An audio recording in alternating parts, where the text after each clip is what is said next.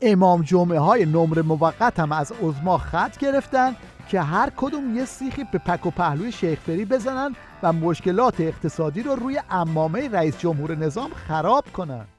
درسته که ایران جزء اقتصاد 18 دنیا در مقابل 200-300 کشور هست، اینو خود آقا هم فرمودن، اما این اقتصاد کجا داره میگرده؟ دست کیه؟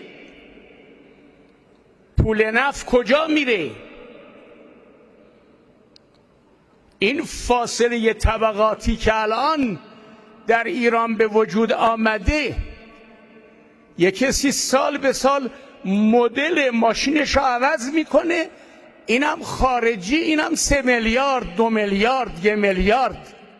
این یکی هم میخواست با شیخ فری تصفیه حساب کنه اما سود زد و بی اعتبار بودن حرفای عظما تو نظام رو لو داد. به این که مسخره میکنند، زیر سوال میبرند. شاید شما دیروز در اخبار متوجه شدید که مثلا رهبر معظم اول سال یه سخنرانی کرده، فرموده ما رتبمون از نظر جهانی اینه.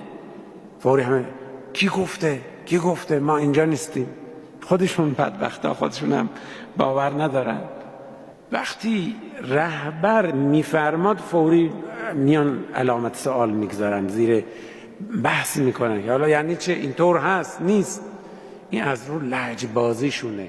آخوندای اینستاگرامی هم فرصت رو غنیمت شمردن و اینطوری شیخ فری رو سکه یه پول کردن.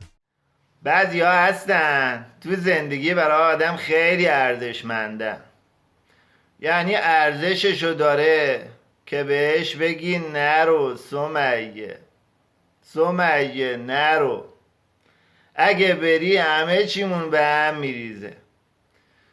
ولی با این وضعیت اقتصادی که برای مردم کشور ما درست شده، هر روز هممون تو دلمون میگیم روحانی برو روحانی، جون مادرت هیچی نگو، اصلا کلن حرف نزن، فقط برو.